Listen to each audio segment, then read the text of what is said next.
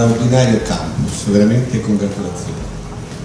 Il campus che è il centro del cuore dell'azione generale in Italia, ma anche il centro di innovazione. Sono rimasto veramente colpito.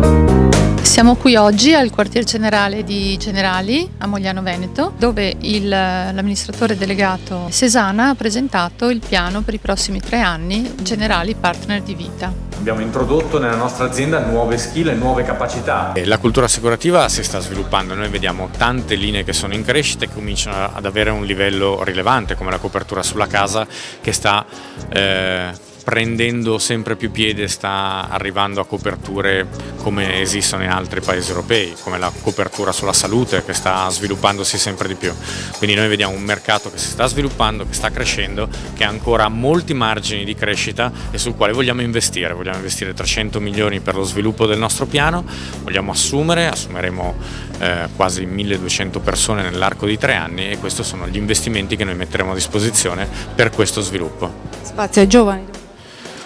Sì, spazio ai giovani, spazio a competenze di qualsiasi età. Noi vogliamo assumere giovani, vogliamo anche riconvertire le persone che abbiamo, quindi avremo più 30% di formazione per le nostre persone, in particolare focalizzati su analytics e big data. Queste sono le 5 priorità della strategia che ci permetteranno di arrivare alla nostra ambizione di essere partner di vita delle persone. I punti che andremo a approfondire sono consulenza di valore, focus sul cliente, nuovi prodotti innovativi, partnership ed ecosistemi e una trasformazione del modello operativo che ci consentirà di cogliere tutto questo. Per l'Open Day Generali Italia ha allestito 4 casette per i 4 settori per i quali vuole puntare per i prossimi 3 anni. Una è dedicata alla famiglia, un'altra casetta è dedicata al benessere,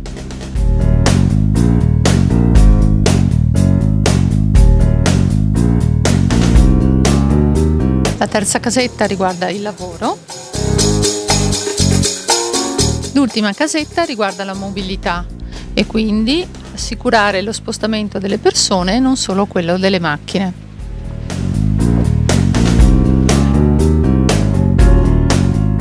E con i programmi che abbiamo sentito oggi e che riguarderanno i prossimi 3 anni, Generali si dimostra veramente un partner di vita.